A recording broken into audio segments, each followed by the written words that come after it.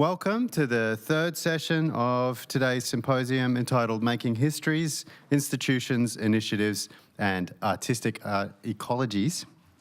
There's a summary of the session topic in your program, but briefly, this session aims to gain greater understanding of the forces and dynamics at work in the construction of art history in the region, the implications of the current history writing for contemporary art practice, emergent frameworks for considering art and its narratives across the Asia-Pacific, and how these considerations relate to work in APT9.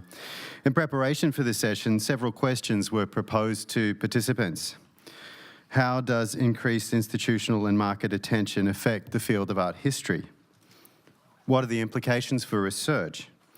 What role do collecting and repatriation initiatives within the region play in framing cultural heritage and historical understanding? How do they operate in relation to global institutions? What are the dynamics of canon formation and legitimization within particular fields of history construction? What risks and opportunities do they present? How do voices outside these structures, customary approaches, grassroots initiatives, digital knowledge platforms contribute to historical understanding? Are there other lenses for thinking about the history of art? And how does this play out in contemporary art? I'd like to introduce our speaker, Carol YINGHUA Lu, who is, among a great many other things, director of the excellent Inside Out Art Museum in Beijing. There's a bit more of an extensive bio in your program. Carol is presenting a paper entitled Salon, a profile of modern art practices from a Beijing perspective, 1972 to 1982. And as you'll find out, this is a rather interesting periodicity that she's proposing. If time permits, it hasn't yet, but if it does, we'll take questions for Carol following her paper. And then I'll hand over to Dr. Olivier Krischer, who's one of the APT9 interlocutors, who'll chair the panel discussion that follows. Carol. Thank you all for being here in such a nice afternoon. You should all be out.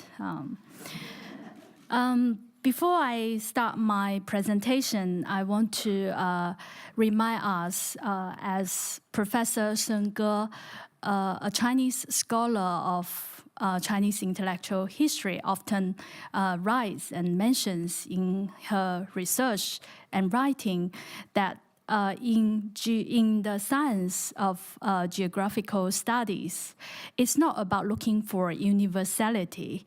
It's about looking for particularities of different parts of the world, different regions, different cultures that would add value and enrich our understanding of the world.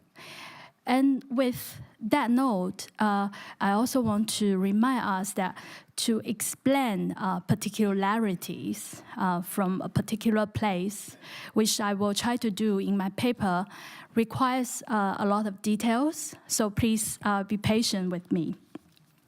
Today I will present Salon, a profile of modern art practices from a Beijing perspective, 1972 to 1982. It is an exhibition I co-curated with Beijing-based artist and curator Liu Ding in January 2017. In 2013, we began researching the legacy of socialist realism in contemporary art in China. Salon is a new chapter in this study.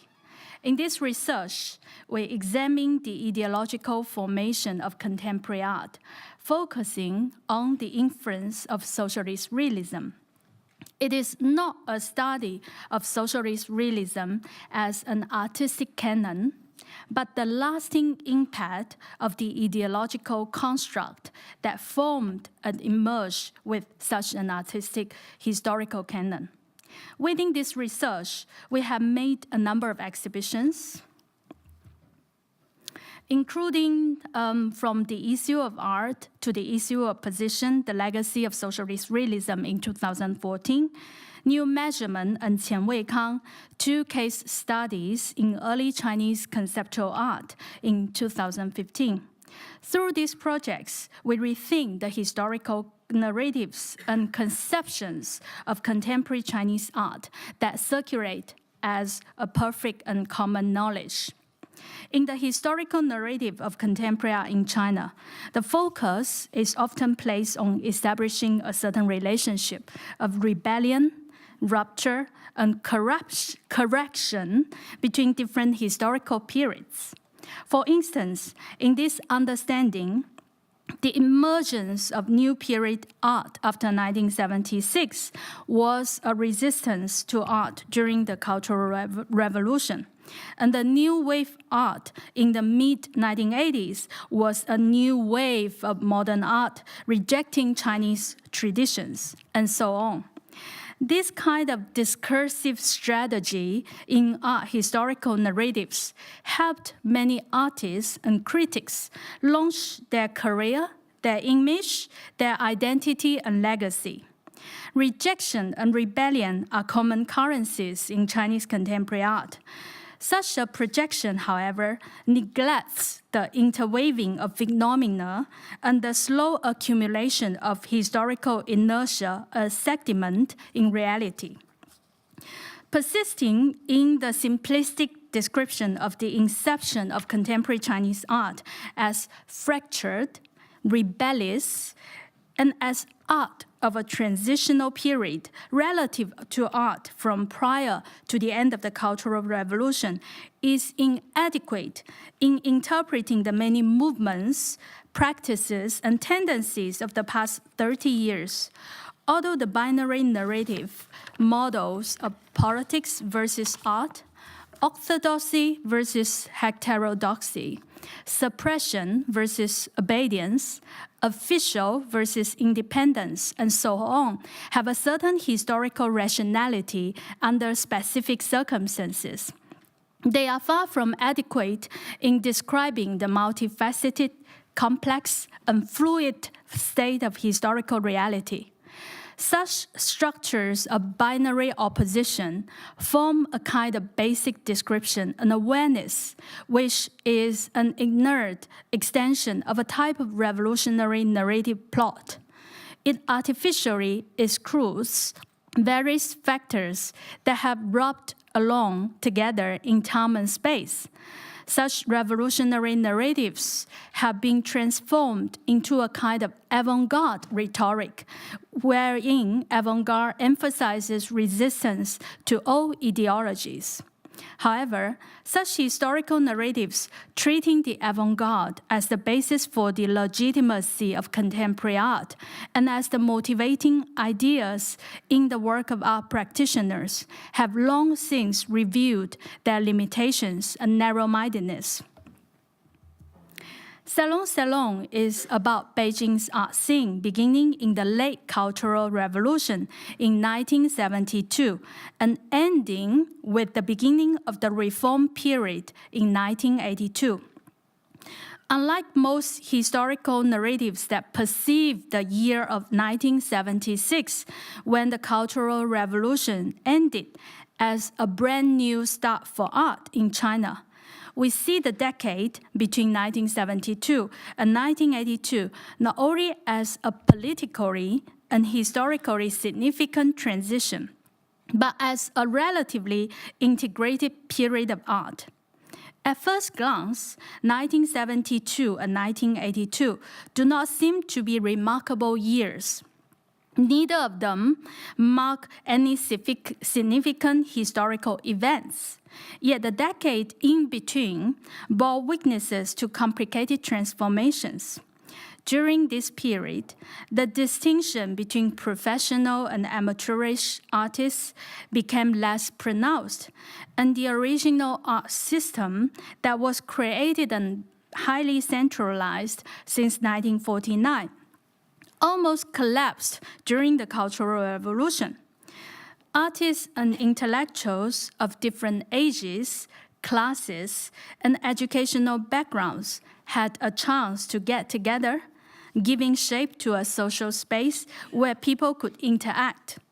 As the harsh political environment began to loosen, artists mobilized themselves to form painting societies and art groups. They staged exhibitions to encourage artistic exchanges and freedom of practice. In Salon Salon, we deal with 3 different themes on the 3 floors of the museum. The first floor is about the arrival of historical moments. The second floor is devoted to the intertextuality of political signals and artistic practices. The third floor is about the potential for spaces within artistic practices at this time. These discussions ran through 7 thematic presentations that link together the narrative of the exhibition as a whole. On the second floor, about the intertextuality of political signals and artistic practices, the viewers would first encounter 2 blackened photographs in the beginning of the show. On the left, it was a news image of Mao's designated successor, Lin Biao. His plane crashed in Mongolia in September 1971 during his defect to the Soviet Union after an alleged coup to assassinate Mao. His death wasn't made public until 1972. On the right, it was a photo of American President Nixon getting off his plane, landing in the Beijing capital airport in 1972, as China and America resumed its diplomatic relationships. On the back of these 2 photographs, we placed 2 copies of the same news photo of a young couple dating in a public park in Shanghai towards the end of the Cultural Revolution. These images signaled a change of political and social climate starting from 1972. We took inspirations for our exhibition display from New Spring Art Exhibition, an exhibition organized by artists in February 1979. It was the first exhibition of mostly landscape paintings and still lifes in diverse artistic styles right after the end of the Cultural Revolution. The exhibition in 1979 advocated democracy and freedom for artistic practice and thoughts, presented artworks by artists across generations and training backgrounds in a non-hierarchical manner. Works were displayed in a salon style and purely based on their artistic expressions. In Salon Salon, we traced the works from this period, made by artists from the 1960s to 1979. Most of the artists and some of the works were featured in the New Spring Art Exhibition in 1979. We presented them in a salon style on all 3 floors of the exhibition. Here, you see one of such presentations. The organization of New Spring Art Exhibition inspired the rise in artist-organized exhibitions, such as no-name group, star group exhibitions, as well as the formation of artistic groups across China, reaching a number of 166 in 1979. In art historical record, however, New Spring Art Exhibition was rarely discussed. Many artists involved were later absorbed into the official art structure. As a result, art historians tend not to consider it as a radical gesture as the Star Art Exhibition that took place later in the year. We found that materials from the later period of the Cultural Revolution to the Reform and Opening Up period were limited. After the beginning of the reforms in 1980s, many of the artists who took part in the art scene of the late 1970s and the early 1980s had parted ways. A major task in the preparatory stage of the exhibition was to relocate them and to re-establish the historical imagination surrounding them. In the show, we use a cluster-based structure, such as this, to reflect our interpretation of these clues that we have discovered and our imagination of the 10-year period. For instance, the thematic section on melancholy was about the construction of a sentimental space in China in the early 1970s. At this moment, art and literature policy changes allowed the appearance of creative spaces for underground literature, poetry, and other underground practices to emerge. Together with criticism of the extreme left of the Cultural Revolution, they provided opportunities for the expression of emotions such as depression, dullness, anger, fear, panic, and embarrassment. These emotions were not allowed previously. For example, artists like Zhao Wenliang and Yang Yushu from the no-name group use portraits to depict figures in a dark, gloomy style. The artist Zhou Maiyou's painting, The Water Seller, depicts unemployed youth sitting idly, making a living by selling water on the street at this moment. A clue that runs throughout the exhibition for us was the close relationship between art and literature. We cannot avoid talking about literary history when discussing art history after the May 4th movement in 1919. During the Sino-Japanese War and the Civil War, literature was the dominant ideological tool, and the introduction of modernism was inseparable from the political involvements of writers. After the founding of New China in 1949, the transformation of literature as well as art has always been a frontier of ideological struggle. The reappraisal and rediscovery of trends in Chinese literature and art in the 3 decades since 1949 are significant for the study of contemporary Chinese art. They reveal how its defining traits and forms were shaped. The ideological origins of the country's direction in literature and art can be traced back to Mao's talks at the Yan'an Forum on Literature and Art in 1942, as well as literature and art models advocated by leftist leaders in the party in the 1940s and early 1950s. Zhou Yang was a leftist cultural policy maker, and his speeches connecting early right leftist culture with trends in literature and art in the period following the end of the Cultural Revolution.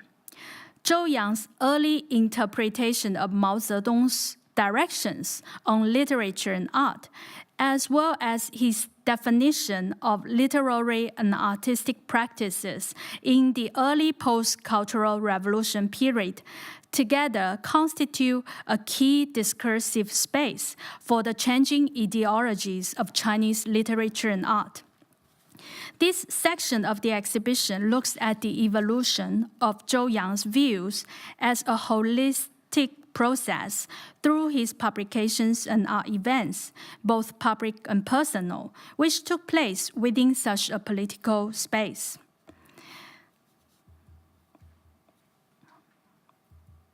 I will quickly skip a few sections to save time.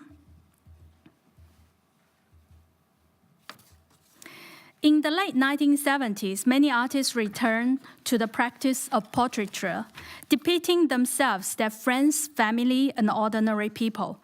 During the Cultural Revolution, painting self-portraits and portraits of regular individuals became nearly untouchable, with only political leadership and the worker, peasant, soldier masses seen as worthy subjects of depiction. Many friendships were ruined and families torn apart by political prosecution.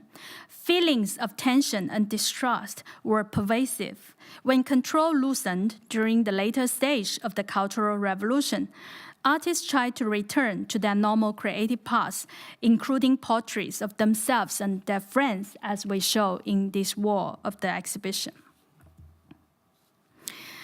The representation of 1976 was through a copy of a photo of Tiananmen Square taken during the April 5th movement as a piece of wallpaper. Against this backdrop, we arranged artworks that were made by different artists in 1976, which express emotions and historical events of this year.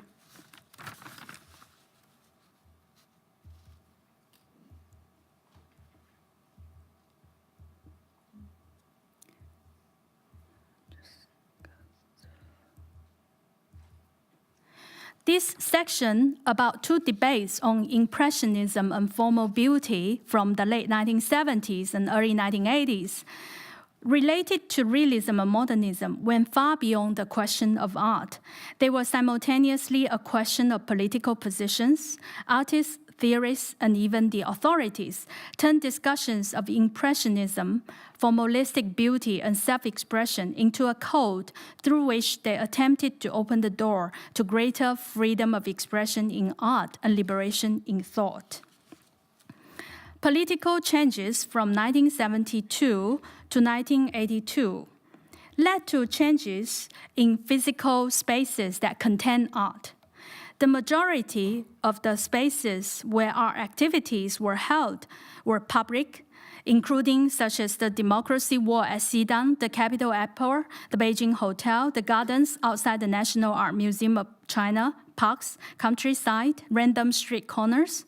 Some spaces were private, such as the home of artists. Other venues were political spaces, such as the Great Hall of the People. Through an analysis of the forms of these physical spaces, as well as an analysis of the events held in these spaces and the individuals who instigated them, we can understand art as a spiritual practice that deciphered signals from the official world, observing how artists secured greater opportunities and freedom for their practices through dialogue with the political. To conclude, in this study, we examine various actions by art officials rehabilitated after the Cultural Revolution and professionally trained artists to promote the orientation of art within the structure and the reverberations and echoes of these actions within society. Meanwhile, we display the bottom-to-top autonomous practices of art practitioners from outside the system, allowing art to become the common point of origin for two forces from within and outside the system. We attempted to take an integrated perspective to observe the basic patterns, motivating impulses and process of evolution of art within the same artistic system and ideology. We emphasized and incorporated chance and heterogeneous factors to reflect the multiple trajectories of interaction between art and politics within the larger framework of national transformation.